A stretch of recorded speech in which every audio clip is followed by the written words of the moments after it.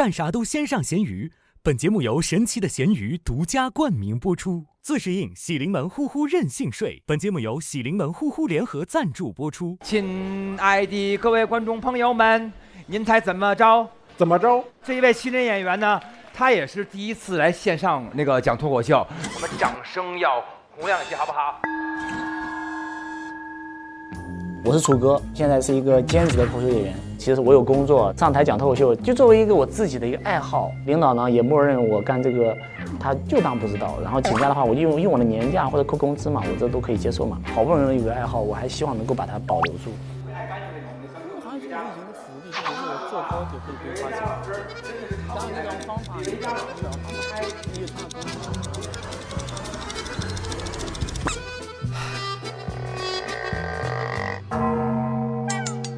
那么下面一位呢，也是我们的新人演员。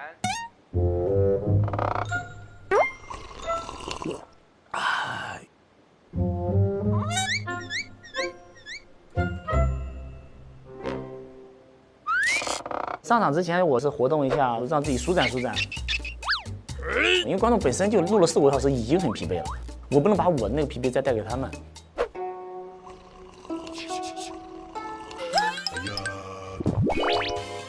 有请我们的楚哥。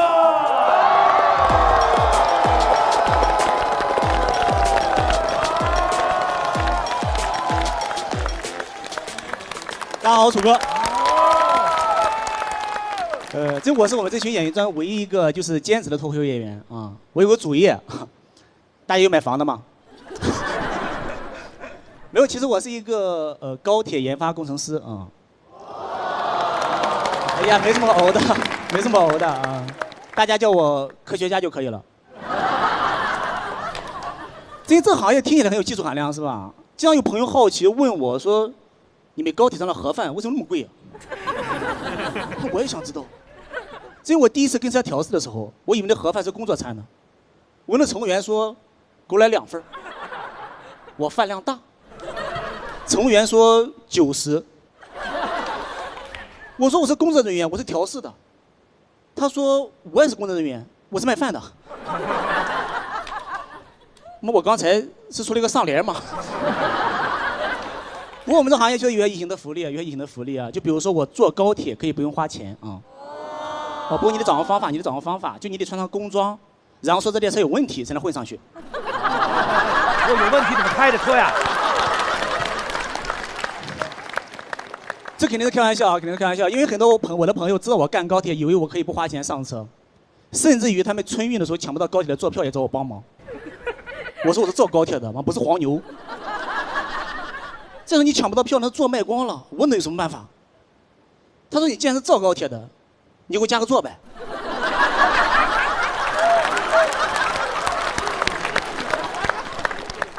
这我们自己都没有座儿，就像我们平常跟车调试的时候是没有我们的座位的。我们最怕的就是春运的时候跟火车调试，有时候一站能站40多个小时，站我都恍惚了。旁边的乘客问我：“兄弟，去哪儿啊？”我像一个文艺青年一样，我说：“车去哪儿，我去哪儿。”他说：“这么想不开啊？是工作不顺心吗？什么工作呀？”我说：“正在工作。”他把钱包都捂住了。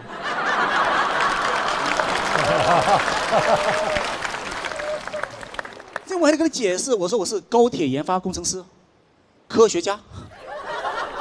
他看我的眼神都变了，那是一种求知的渴望。他问我：“你们高铁上的盒饭为什么那么贵啊？”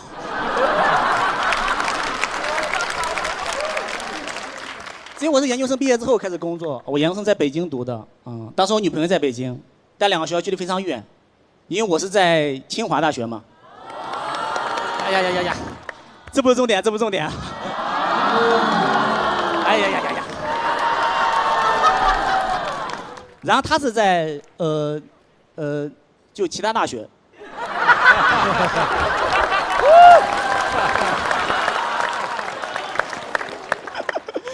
没有，我是在清华大学借读。因为我研究生的学籍属于一个小研究所，他们有自己的教学机构。研一的话，我们就在北京借读，在清华、北大、北理、北航4个学校借读。我都是很好的学校是吧？真的去之前我很有上进心啊，我想我一定要各取所长，每个学校课我都要选，我要把我的课表排满。那时候每天4节大课嘛，我第1节在清华，第2节在北理，第3节在北航，第4节在北大。但那个时候我没去过北京，我不知道这几个学校它不挨着。就我第1节在清华上完课，我赶到北理的时候，一看时间该去北航了。我赶到北航一看时间该去北大了，我还没到北大呢，我已经累了。开学第1天逃了3节课，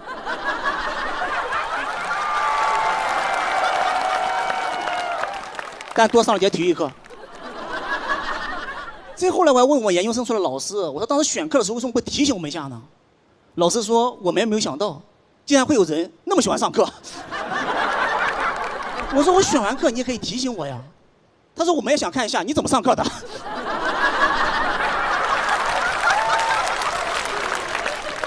这我怎么上课的？这当时为了上课能赶得上，我仔细研究北京各个学校路线，我骑车也越来越拼命，我女朋友都会心疼我。你这么努力，以后是不是想留在北京送外卖呀？这当时清华食堂的饭也特别好吃，后来甚至有北理的同学让我帮忙从清华食堂带饭。真的骑车在路上我都恍惚，我来北京干什么来了？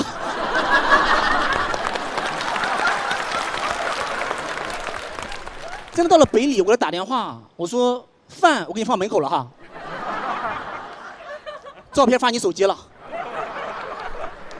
我得去北航了，那边也快超时了。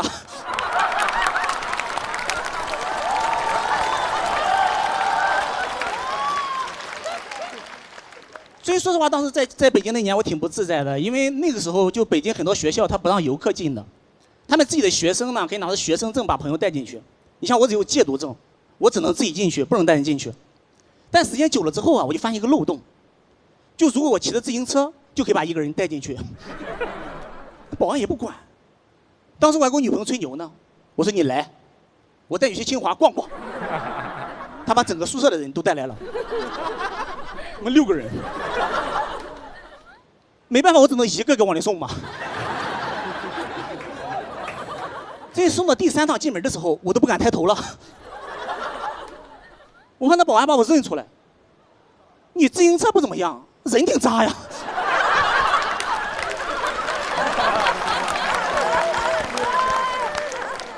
这我是第6趟进门的时候被拦下来的。保安看着我很无奈，同学，你就不能换个门吗？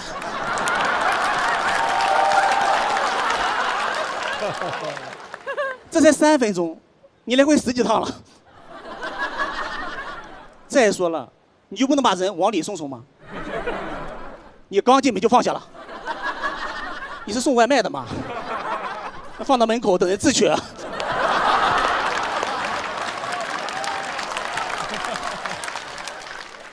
我那保安人真的很好，人真的很好。他发泄完嘛，看我尴尬的愣在那里，又看一眼我后座的女生，就我女朋友嘛，他问我还有几个呀？我说最后一个了。他说你明天不来了吧？我还没说话呢，我女朋友说我这辈子都不来了。这其实说实话，当时我是可以找别人朋友嘛帮忙带进去的，因为我有个高中同学，他就在清华读书，他是一个就是智商很高但情商特别低的人。就我第一次去北京嘛，他请我吃饭，我们俩走出那个清华的校门嘛，打上一个3蹦子，一上车那个师傅就问：哟，小伙子，清华大学的呀，真棒。我哥们儿说不全是，我是清华大学的，他是其他大学的。他是那种就不努力就可以考高分的人。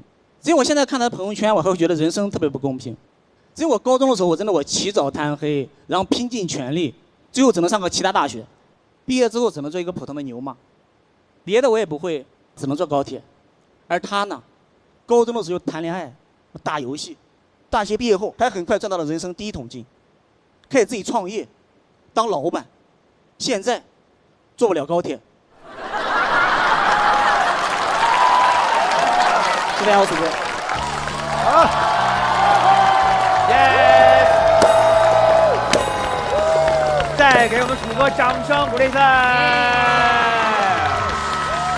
我紧张的嘴太干了，很好很好，这不挺炸的吗？对，这个口音，刚才我们会琢磨半天，但是完全不挡着这些梗，然后大家笑得非常开心，很热烈。尤其小鹿在那儿笑得前仰后合的啊！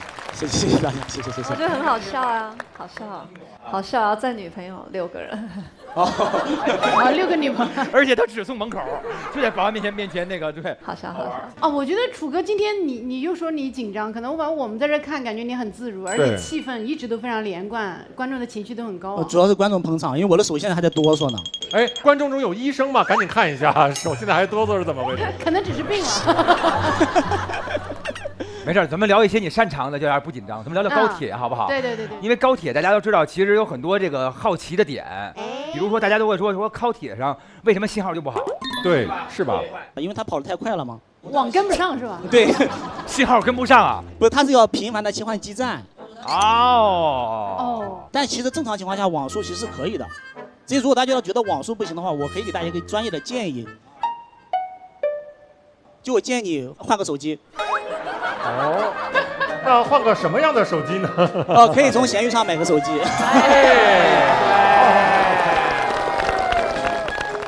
果然是当领导的哈。实惠。因为我之前在网上看过一个那个段子，但是我刚才问他们是真的，说静音车厢啊和那个普通车厢的区别，就是静音车厢有一个人，只要你说话，他就过去嘘，就是这样，是吧？对，那个其实不属于那个高铁研发的行列了，因为它属于高铁服务的行列。啊，对，它其实真的就靠一个人把它安静。摁他，这是真的呀，这不是个笑话吗？所以说那个是我们就投入研发成本最高的，我们投入了一个人。其实今年春晚结束之后可以用科技手段了，上个机器人嘛。机器人直接上去贴胶布不行吗？在嘴上贴胶布。可以。哎，那我也想问，为什么高铁上没有冷水啊？冷水，哎，喝的只有热水。哦。没有冷水，我每次都要拿来接下来等它冷了。是为了督促你买矿泉水啊。原来是这么简单。没有瞎说。这个我真不清楚，但是你可以带杯热水，等到高铁上就凉了，你掺就行了。谢谢，明白了啊。好，这位科学家，你有没有证件呀？就是胡说八道的在这儿。对，我再声明一下，我不是科学家，我只是一个研发工程师啊。好，只是一个普普通通的高级研发工程师。鼓掌，还得是高级啊。他给自己设计了多少这些小幽默呀？那您研发的这高铁上是什么部件啊？像我个人的话，我个人就做那个保障车辆安全运行的部件的，因为高铁是一个很庞大的系统嘛，我其实只负责其中一小部分，所以说我懂得也不多。比如说这个烧水壶就不是我负责的。但是您工作是不是应该特别忙啊？对，我大部分时间都在青岛演，然后青岛的话我都是凑周末，然后凑晚上或者是不加班的时候去讲讲，因为高铁是一个真的是最安全的行业嘛，就比脱口秀安全嘛。对，太安全了。比脱口秀安全的可多了。那不就演艺业所有行业吗？就是都比这安全多了啊。好嘞啊，希望就是说节目播出之后受到大家的欢迎之后，领导能多批点假。对，也可以希望领导不要看见。还是看见吧，得看见您发光发热。谢谢您，希望下次更精彩了，谢谢。楚哥今天挺亮眼，观众一下好像被吸引住了。我相信这条段子应该在线下打磨很久。楚哥特别令我意外，他是那种一本正经的，然后讲出一些很荒谬的话，很反差的感觉。我喜欢楚哥的段子，就挺巧妙的，就是越品越有味道。下面这一位呢，是一位温柔的内敛美女，听说讲话不敢太大声，有请我们的大顺美女。大家好，我是大顺，我是作为脱口秀观众，然后我就觉得看了节目之后觉得话很喜欢，然后我当时就有一个盲目自信，就觉得我可能也可以。我第一次上台就炸了，天选人，你知道吗？你看已经没笑声了，说了不行，不管行，炸啊！嘿，没事，最好的我最好的，嘿，好。特想给他们拍这个拍烂了啊！太想给他们高分了。哎呦，再次给我们大姐，何斯莫达。奈何。吓得我都不要长沙话了。都是大字辈的。下面这一位呢，是一位温柔的内敛美女，有请我们的大顺美女。大顺老师，当然不是演员了。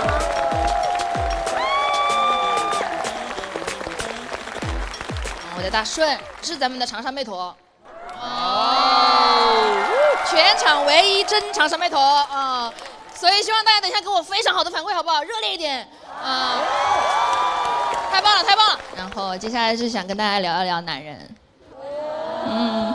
对，就是我不是说大家可能想不到，其实我有一个爸爸。哎呀，你们也有是吧？那巧了吗？这不是那我爸爸还是我觉得不一样，他年轻的时候算是咱们那个坡子街的陈浩南吧。当然我妈也毫不逊色啊，她是咱们中国传统手艺的一个传承人，那开麻将馆的。他俩一个武将是吧，一个雀后，一拍即合就组成了一个家庭嘛。然后我爸是兄弟们的二当家，感觉大家没有什么概念，我还是跟大家科普一下好不好？就是那个年代，即便他是二把手，他也需要亲自出去完成一些这个格斗的 KPI 的。虽然如此哈，但是他这个男人还是不沉迷于这些，他做人还是有自己的讲究，他讲究的就是一个清清白白，字面意思。是的，他有洁癖，非常的不合理，对不对？就是一个古惑仔，有洁癖。其这个离谱的程度，它不亚于一个坦克，有后视镜。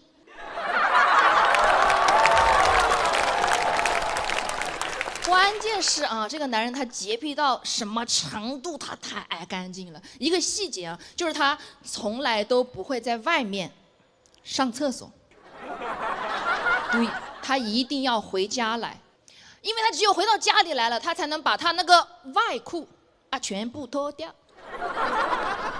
而且脱掉之后也不会立马去上厕所哦，他要把这个裤子先，要不就把它叠好要不就把它挂好，反正一定要弄得特别的漂亮整洁，然后去上厕所。就我小时候看到这种迷人的操作吧，我觉得也太隆重了吧，而且就这个隆重的程度，我都怀疑厕所不是他排泄的地方，而是他洗涤肠道和心灵的地方。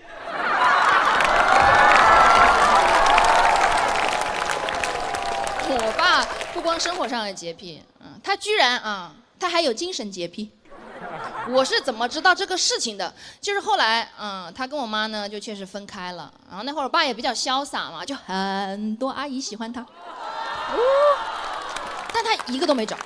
我当时的感受就是，那他肯定就是顾及我嘛，是吧？我还在读书，但那会儿我也比较懂事了，我就还劝他，我说爸，没事喽，找一个嘛，是不是？找一个伴陪你，没事，不用在意我。他说，那我不是哦，我一个都不喜欢。我说为什么？他说因为他们讲脏话。发现没有，有洁癖的人骂人是真脏啊。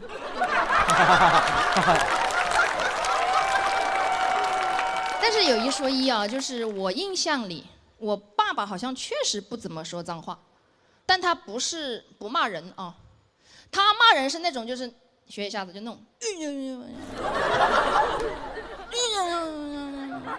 全是视觉呢，一个脏字都没有，但你知道他嘴里全是脏话。而且我告诉你们，这种骂法的毒辣之处就在于，他甚至不会被屏蔽。我对我爸的印象其实不多，因为他其实不经常在家，好像回来了也只是为了上厕所。对于我来讲，烛光里的妈妈常有，但厨房里的爸爸不常有。但是我是可以理解的，毕竟他的主业是在外头打拼嘛。但大家放心他绝对不打女人只有那么一次。是他想打我吗？但是没真的动，就是所谓的 DNA 动了。所以大家就是完全不用紧张，因为其实最后是没有打起来，所以我也不怕给大家分享一下当年那个场面当时我爸手拿锅铲，嘴里骂着那个这个兵器和士气就都有了。但客观的讲我察觉到他那个站位不好，他站在厨房里面。那就不是他熟悉的领域。最后呢，就是好在双方也只是进行了一些这个语言上的这个对战啊，当然中间肯定也摆出过一些这个想要打斗的姿势啊，怎么来说呢？就是说pose 是有了啊，但不算真的进攻，类似于空气投篮吧。我觉得不管是文斗还是武斗，我觉得把暴力带回家，它就是不对的。你在外面需要动拳脚，你回家了还要动手，怎么了？你居家办公啊？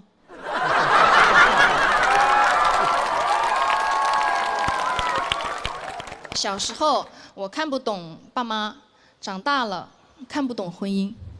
作为女孩哈，我感觉反正我以前会有一些标准呢，或者原则可以去相信，比如说。我们总是愿意相信啊，如果一个男人他觉得自己爱你，他就会想要娶你，对吧？啊，但是现在我怀疑他恨你，他也会想要娶你，因为结婚之后打你，他觉得不犯法。哎，但明明是犯法的，对吧？明明谈恋爱的时候也好好的，对吧？但为什么一结婚啊，婚姻就变成法外之地，就变成家务事了呢？不理解，没有答案。但是朋友们，直到有一次啊，我听到了一句耳熟能详的话，那句话你们肯定也听过，它叫做这个"男人至死是少年"。我一下就被击中了，我说难怪哦，原来这帮人以为自己享受的是未成年人保护法的待遇。法盲，未成年人打人也犯法啊。笑不出来了，这几个男的。我不要紧张，我看到有些男士可能会紧张哈，因为我觉得大家也肯定能理解，我说这个段子不是为了抨击男性，对吧？我是为了抨击家暴啊，谁打人我就抨击谁，因为性别互换过来它也是成立的，对吧？因为有些男孩子他可能真的他打不赢。好，我分享这些，还是希望大家能够相信爱情，相亲相爱，不要打架。谢谢大家，我是大顺。棒！太开心了，掌声再次给我们的大顺。谢谢大家。大顺很棒，我觉得他风格很特别。因为我有一个蛮好的朋友也是湖南，所以看到你会有点怀念的感觉。怀念啊！看到一个老朋友这样，然后就是听你的口音，就是觉得我有口音是不是？你吓到他了。没事，你也有口音。特别可爱。对，很可爱，很喜欢这个口音。谢谢。爸爸这个是真事儿哈。真事儿。但是真的特别卡通，这事儿听上去特别漫画。他是一个充满矛盾感的男人，他也真的不骂脏话。他从来不说脏话，他会那个一生气他说什么？没有，我刚刚不是就是那种，他在嚼。然后就一直扎别人，那不跟中风了一样吗？我现在又希望我爸看到，又不希望我爸看到。哎呦，对不起，你爸是大哥，对不起 ，I'm sorry。你就记着这个人啊，你就记着。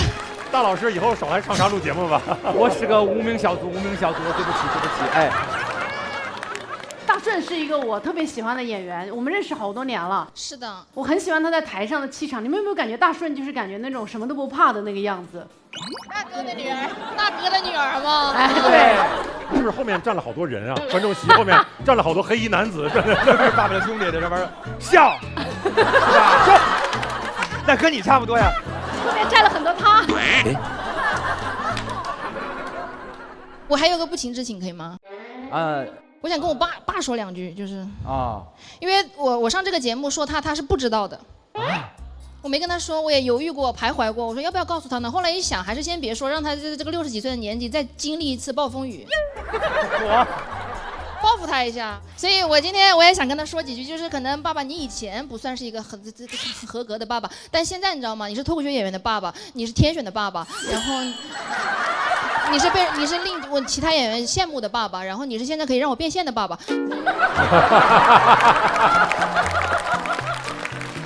其实就是因为他们之前有一些东西吧，不能直接说，但是用开玩笑的方式也表达了这事儿，对吧？两个人之间感觉也完成了那个沟通。是原生爸爸这一趴我也过去了，就是。还是很神奇。我觉得你这段脱口秀特别让人记忆深刻，了不起。希望大家能记住。对，好嘞，谢谢大家，谢谢大家，谢谢大顺啦，谢谢。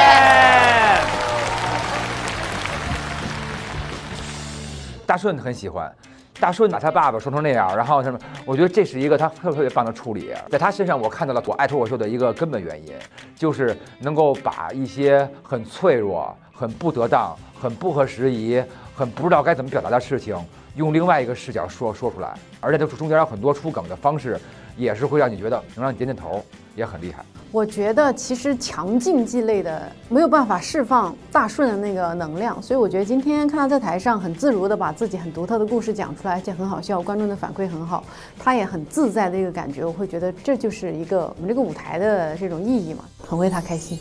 那么下面一位呢，也是我们的新人演员，掌声有请蓉蓉。Hello， 大家好，我是蓉蓉，我是一个来自北京的演员。18年进入了一家脱口秀俱乐部，做了一个运营。那公司没存活多久，几个月以后它就倒闭了。20年的时候自己做了一家俱乐部，做到了2025年的5月份彻底终结了。作为一个刚讲了1年多的新人，这是我正儿八经上的第1档脱口秀节目，我会很珍惜这个机会。来之前有做什么准备吗？睡了好几次好觉，好好的养了身体。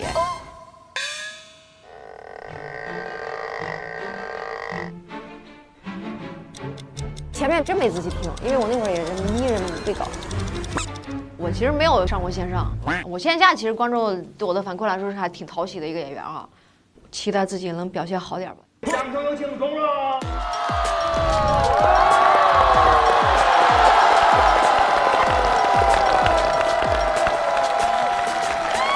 哇，欢迎大家，欢迎大家，欢迎大家啊！我叫蓉蓉啊。今天呢，也跟大家分享一点我最近的一些小困扰哈。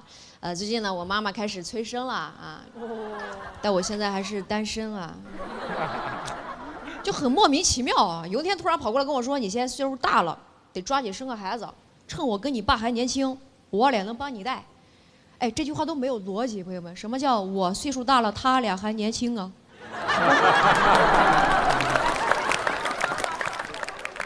我还问了，我说怎么你俩是青年老人，我是老年轻人啊？说要给我带孩子，但是我爸妈自己其实是不太会带孩子的。我小的时候是我爷爷奶奶带大的啊。你不是都说什么孩子是爱情的结晶吗？对我爸妈来说啊，这个孩子一出生啊，就相当于是结晶排出去了。接下来就是他俩的纯爱时刻。你感觉我不是结晶，我就是结石啊。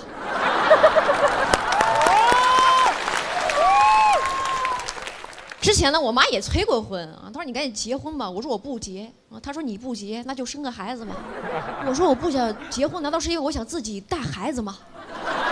但是我妈呢，她有自己的理解啊，她说你呀就是随我了，性格不好，所以得趁现在呢性格还没那么差的时候呢，抓紧骗个男人生孩子。妈妈年轻的时候就是这么做的。你知道她说这句话的时候呢，我爸就在旁边的沙发上坐着。若有所思，神情恍惚，恍然大悟，悔不当初啊！但是如果我妈的这个想法她成立的话，你们想一下，我生个孩子，她性格是不是也很差？她长大了怎么办？也骗男人生孩子？我们子子孙孙性格差，世世代代骗男人。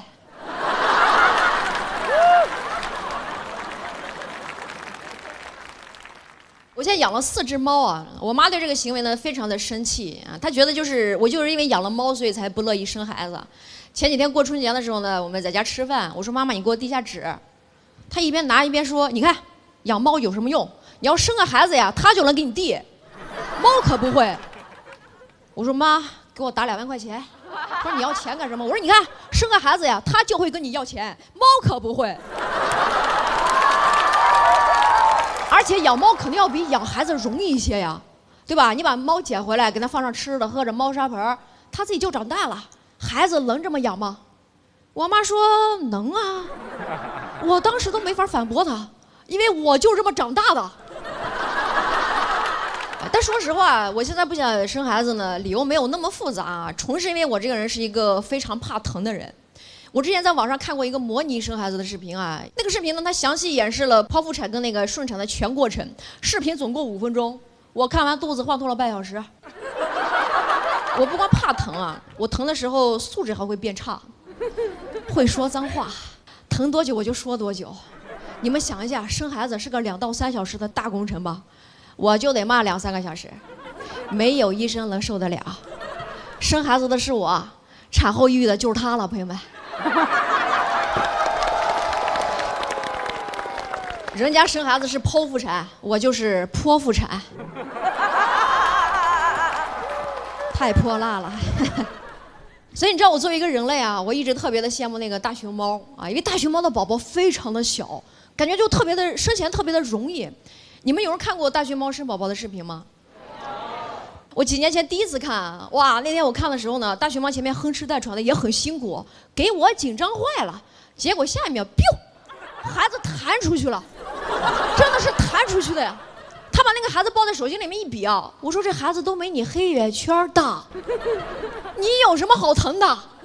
我后面专门查了一下，大熊猫宝宝的体重呢是在2到4两之间，大熊猫自己200多斤，生个2到4两的孩子，哎，这不就是手拿把枪吗，朋友们？所以你知道，我一直特别期待咱们那个科技能不能好好发展一下，咱们能不能把自己的孩子也给它缩小？因为你想，5斤的孩子我生不出来，2两的孩子我还生不出来吗？对吧？反正我心目中啊，最完美的婴儿呢，就是那个拇指姑娘。你们知道拇指姑娘有多大吗？就这么大。她那个体重啊，我查过，就相当于是一颗草莓。哎，一颗草莓，我有什么不敢生的？我一口气我生10颗草莓。真的，别说拇指姑娘了，食指姑娘、中指姑娘我都能生。我先生她个1把手。生个1把手。而且为了鼓励我自己，生孩子的时候呢，我就放那大张伟的歌，来。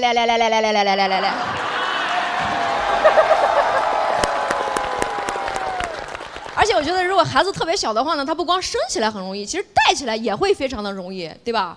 首先就会非常的省钱，你不用再给他买什么婴儿床呀、婴儿房呀，因为你可以天天把孩子捧在手心啊，对吧？尿不湿你也完全不用买了，因为他确实也尿不湿。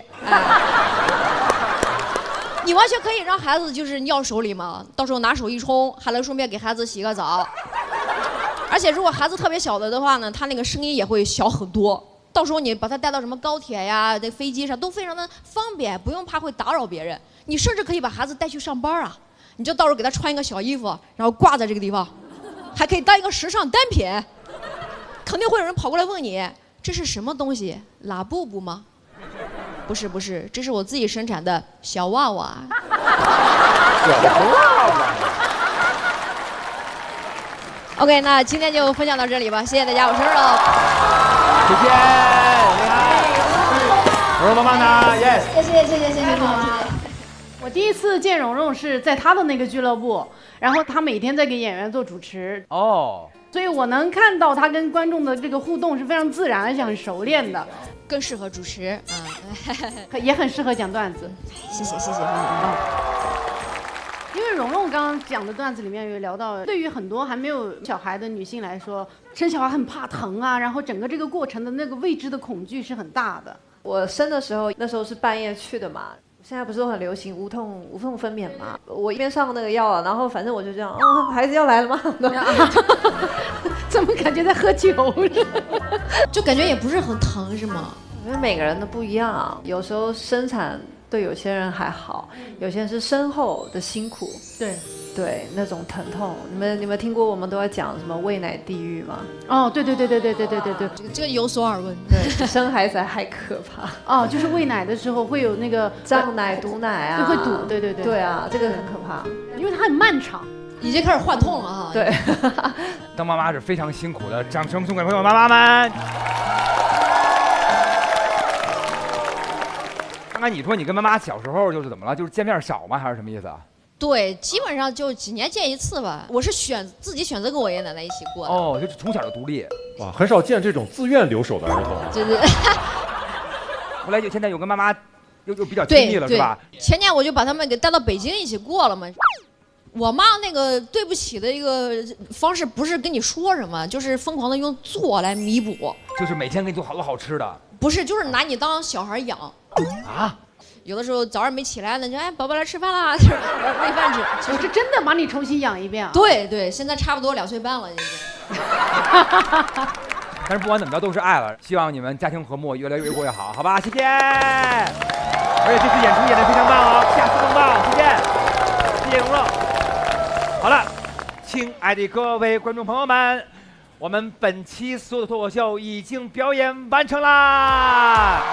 是各位朋友们开始行使自己权利的时候了，拿到手中笑发财了的意见卡，觉得今天整场演出更好笑，值得肯定的，就多多给我们5星好评；觉得差点意思的，就把你的具体想法写出来。看我们脱口秀演员们这些表演觉得很精彩，尽量给我们5分，好不好？谢谢各位。那么我们现场部分就到这了，谢谢各位，拜拜。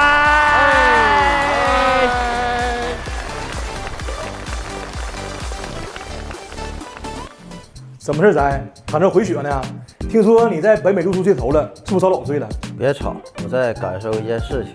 感受啥呀？不肉不如 mattress。你从北美回来，你还整上英文了？你看这个床垫，我这肩背往下一沉，它就拖着；我这腰往上一顶，它也拖着；屁股、大腿哪都能接着。你瞅这床垫多好，你再看看你，那能一样吗？这是喜临门呼呼智能床垫，能自适应睡姿，让你呼呼任性睡。我现在整个人跟着呼呼的律动啊，就像飘在海面上一样，哪都轻松。可不是嘛，哥们儿，我这给你开着助眠律动模式呢。我是不是挺懂事儿？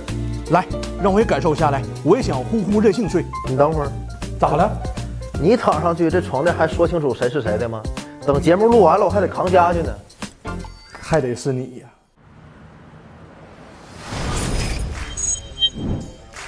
我觉得今天现场效果都很好，每个演员今天没有垮的，每个人都很炸。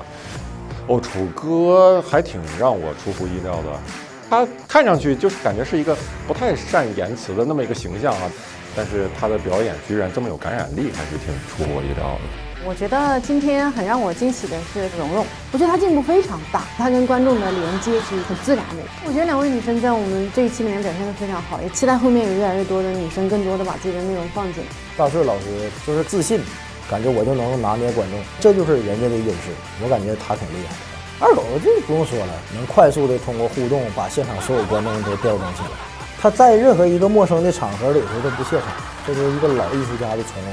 大齐在我心目中特别棒，他在台上的那种抗压能力强，有自己的那套语言体系，我觉得今天不会露宿街头了。我觉得这一期不可能露宿街头的，我找不出什么让我们露宿街头的理由。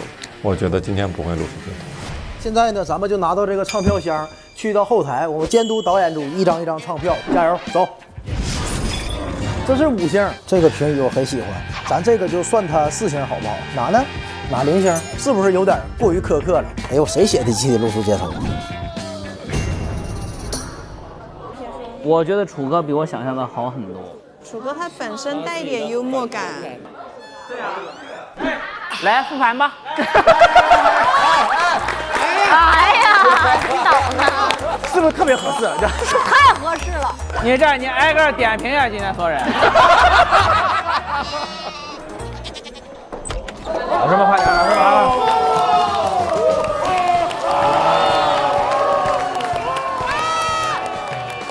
她好美呀，像仙女。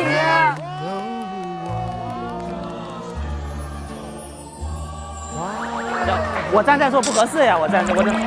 楚哥，你的位置，楚哥你让一让呢？对不起，楚哥上去捞吧，楚哥。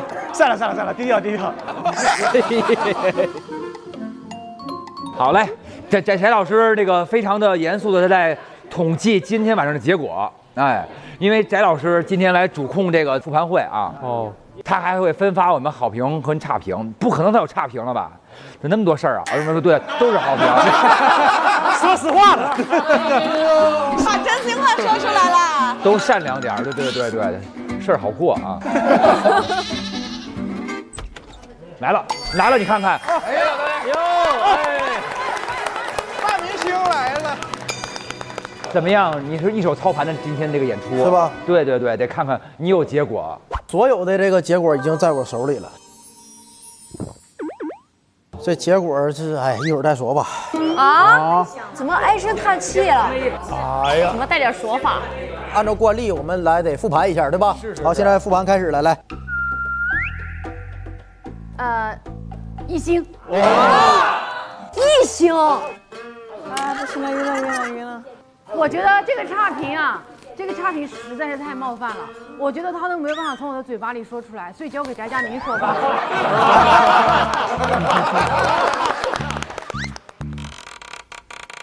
哎呦，你都说不出来吗？连翟佳宁都说哎呦，谁呀？能不能让二狗自己念呀？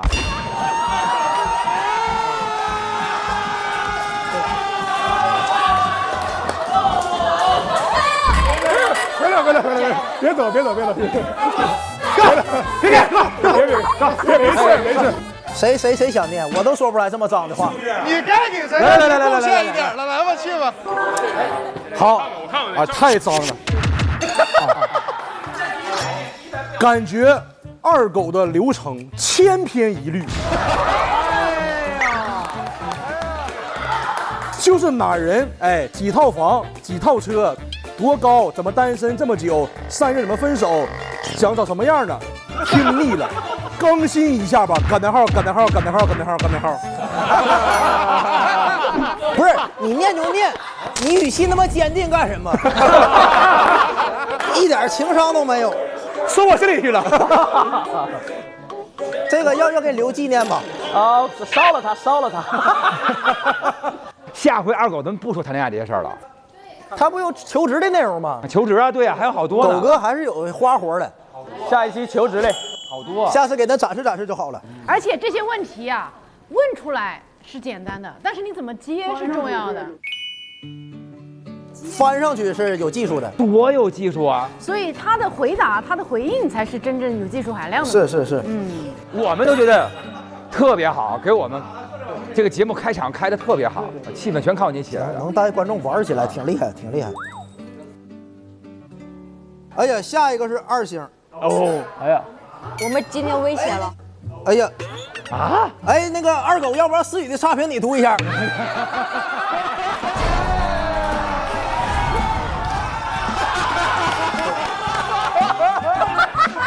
节目效果的报应啊！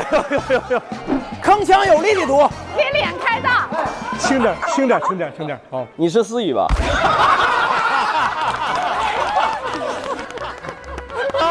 思雨真的太不好笑了，真的蹭。不是，我看看是不是这么写的，能不能我编出？支持大宅独美。还好，留作纪念。撕了不，这个我解释一下，这个观众他拿这个笑话太当真了啊，对吧？其实也是应该的，倒是。开玩笑，就是咱们关系肯定是没得说的，说什么硬蹭啊、吸血，其实都是那个夸张的手法。夸张嘛？对。来，郭老师。我的呀。不是只有5个吗？这个跳到6，这是6星了。上面说喜欢那个天心区高圆圆，敢说敢演，话题犀利，而且表达不冒犯，尺度拿捏的恰到好处，还有那个蓉蓉女宝们冲，还有蓉蓉女宝们冲。哦 ，OK。女演员今天演的都特别棒。对，蓉蓉、大顺都很棒。太好了！希望看到更多姐姐妹妹炸场。这是惊喜啊！这是惊喜。2星。不是5星，5星吗？5星这不1、2、3、4、5星啊！2星那是惊吓。第一位演员大齐是真的比较喜欢，惊喜在有那么美丽的老婆，哈哈哈。就是我哦，老婆写的啊，我老婆写啊。你让红灯给你生孩子，给你生个小灯。要不你接下来你读啊也行。嘿嘿，说真的，我都臊得慌替你。看不到这个，对你的爱都满出来了。哦，哎嘿嘿，说认真的，表现还挺出乎意料的。我想到第一次录综艺就如此松弛，可能是这个节目没有比赛性质。之前比赛的时候总会紧张。行吧，就这样吧。眼睛已经有泪花在打转了。就是露不露宿街头已经不重要了，是吧，大齐？现在结果就在我手里，现在就公布一下，我也不卖关子，我也不是那人。对你卖不出去啊，来。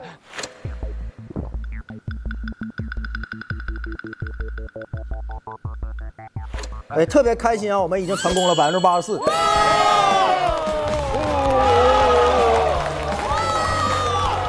好高啊！我是一张一张盯着他算的，84%。真的是啊，80分以上，很棒。大齐还可以啊，下一期你还来主办？不是，大家厉害，大家厉害，跟我没关系。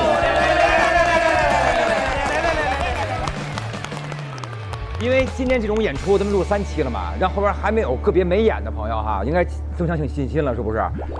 那所以说各位后面几期就放开了眼，然后一起绽放光芒。好，然后非常开心，今天我们大家就是达到了84%的满意率，然后按照惯例，我们不用露宿街头了，能享受一段就是郭碧婷老师给我们带来的一段就是福利。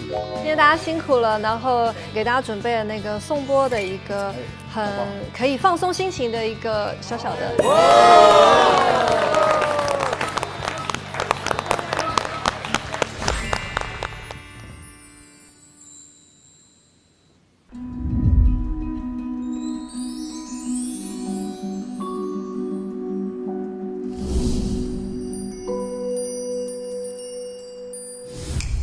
感谢郭老师超度我们。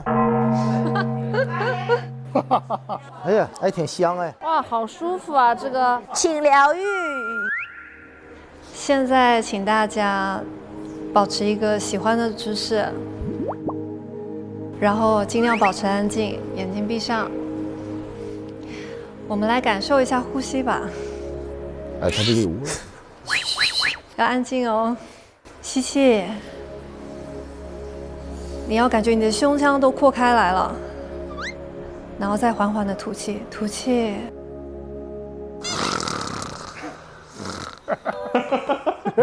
大齐，你这么淘呢？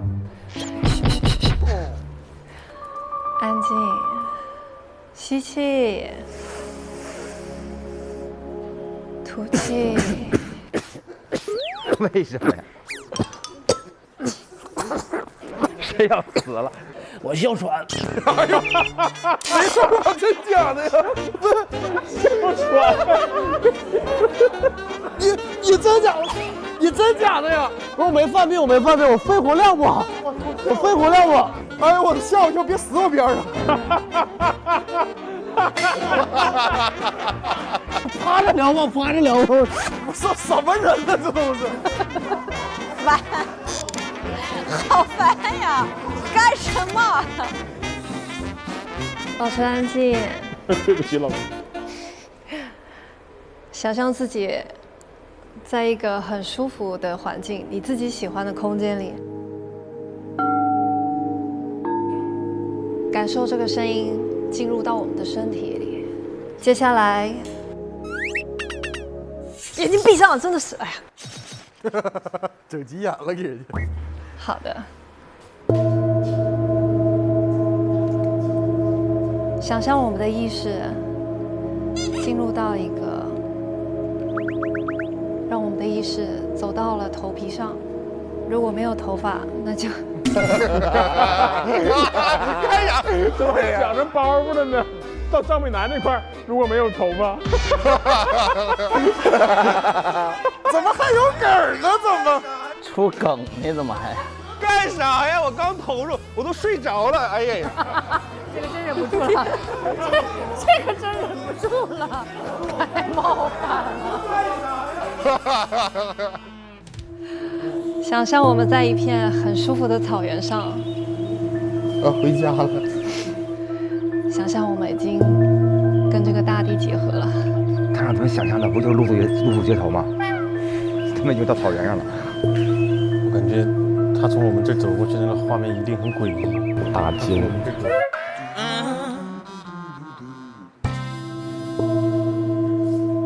希望你哮喘好。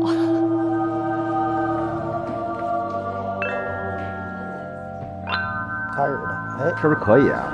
就是葫芦娃出世。嗯。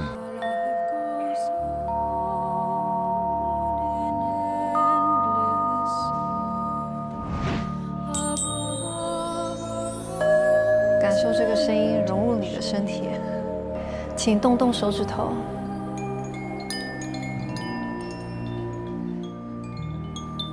感受自己的身体正在慢慢的苏醒。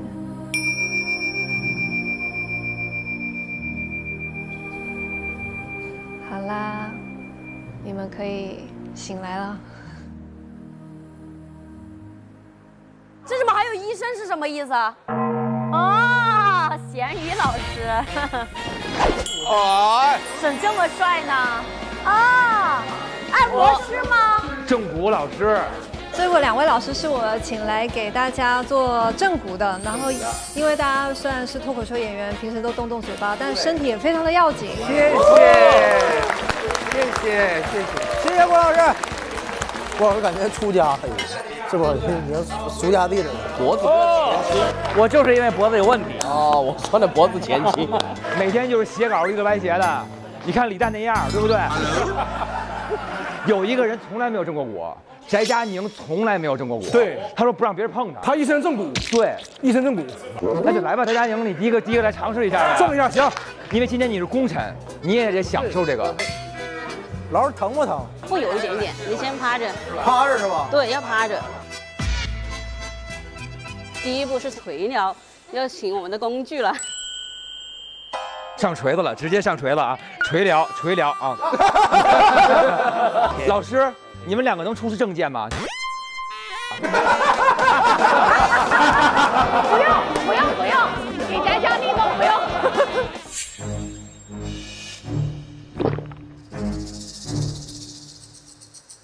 哎呦我去！啊！哎呦我去！哎呦我去！这是什么疗法？哎呀！哎呀！哎呀！哎呀！啊！哎呦我去！哎呀！哎呀呀呀呀呀呀！啊！啊！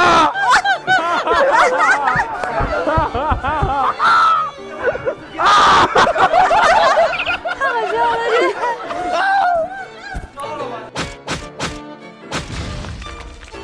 流汗了，这里有个特写，特写。我的天哪！汗流浃背，脑袋上全是汗。决赛都没出汗呢。哇哦，他衣服都湿了，你看。哇，真出汗了，我天！思雨紧张坏了，这话都不说了，可被整死了这孩子。他得活着一生，他得活着啊！新粉世家看这段开心了。哎呦，错了！你错哪了？再也不敢了。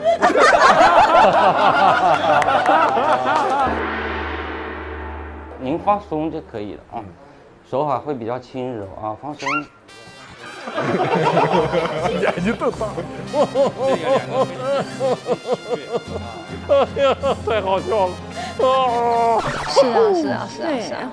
我也是听他们说你想生小宝宝啊，对，真的呀，这个有点难。首先就是我感觉我现在精神压力啊什么的都很大。有个牌子它对于就是备孕很好，是吗？然后我怀孕的时候也吃他们家的东西，因为我生第一胎的时候没怎么备孕，因为我就不懂嘛，你知道吗？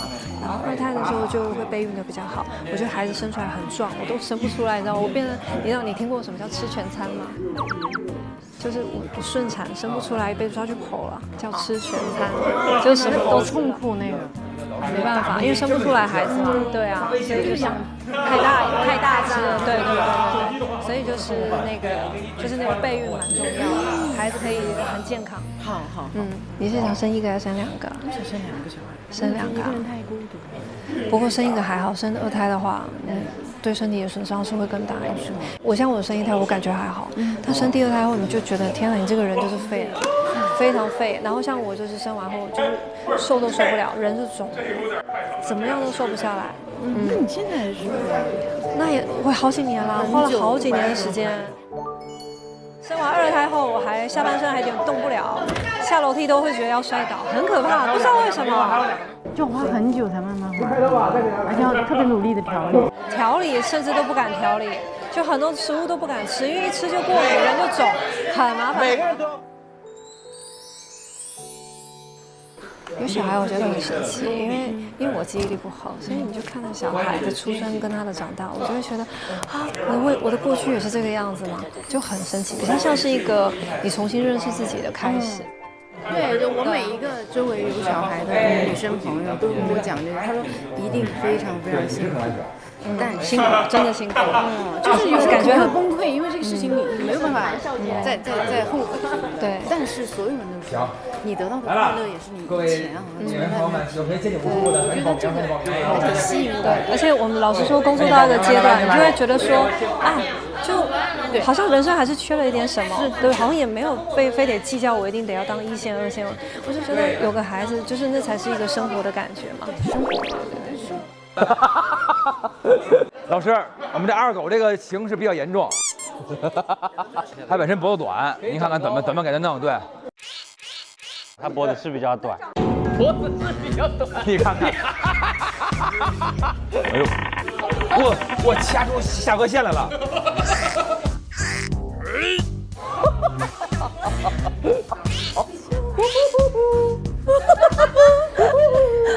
哎，脖子真的感觉有吧？有，长了，哇！哇，长了！哇，他有脖子了！真的，哇，立竿见影，立竿见影！哎，下颌线都出来了，长脖子了！来，老师，我们上绝活了！哇！放松，跟着我来。哎呦，哎呦我的！稍微来一个端齐。放松，放松，放松，放松。这个有没有中式？哎呦，对。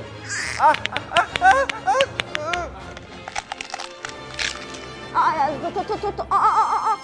哎呦！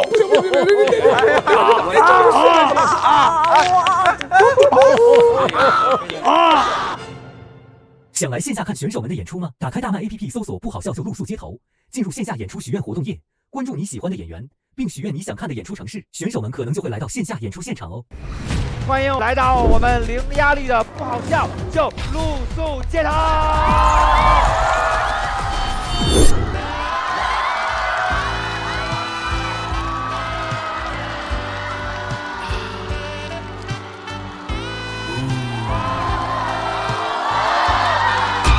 另外的价钱，以后俩人不处了，处，一会儿就钢管上见吧。在过年这个时候，我和刘德华老师是经理。上中专的时候，别人问我，他说你上的3年制还是5年制的？我说我是世袭制。啊，你是为了你好，知不知道？你不能记仇吧？你爱不爱爸我？老跟小孩玩强制爱。你真棒，你真的特别棒。大家好，欢迎来到这一期的露宿街头也要上。我们玩个游戏吧，我有你没有。他说怎么我有1000万粉丝啊？这么恶心吗？是谁恶心？为了赢，朋友们。大家分享一下，你们是哪个契机成为了脱口秀演员？我只是想看免费的演出。觉得大家讲都什么玩意儿？扛着这个人帮你去魅 ，You can you up。不好笑就露宿街头，每周6中午12点更新。SVIP 用户可提前看下集 ，VIP 每周6周日分天更新，非会员自周2周3 12点免费观看。SVIP 用户每周日加享衍生、嘉宾精编、段子纯享版等精彩内容。每周日中午12点 ，SVIP 用户解锁露宿街头也要笑衍生节目，看脱口秀演员们更多爆笑互动。每周1至周4不定时掉落笑街未播精彩花絮等你来看。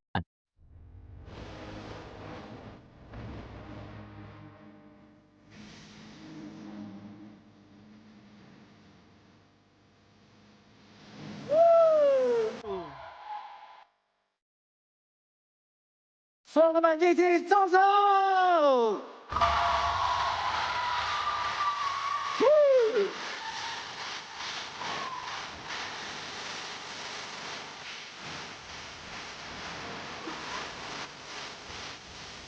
往上希望上帝的下的能进，到这儿到我没关系，你从这忙叫不上叫厉害就不见。不善，只要不善就别跟自己较劲。我爱自己，要爱自己，我要爱我自己。这个世界美得要命，一生就睡在情愿不自信。我说好的呀的呀，好的呀的呀，真的好的呀的呀，好的呀的呀，是好的呀的呀，好的呀的呀，聪明来找一切，只要我不在乎，就没人能够伤害我。只要我不在乎，就没什么能伤害我。只要我不在乎，就没人能够伤害我。只要我不在乎，就没人能够伤害我。只要我不在乎，就没人能够伤害我。只要我不在乎，就没什么能伤害我。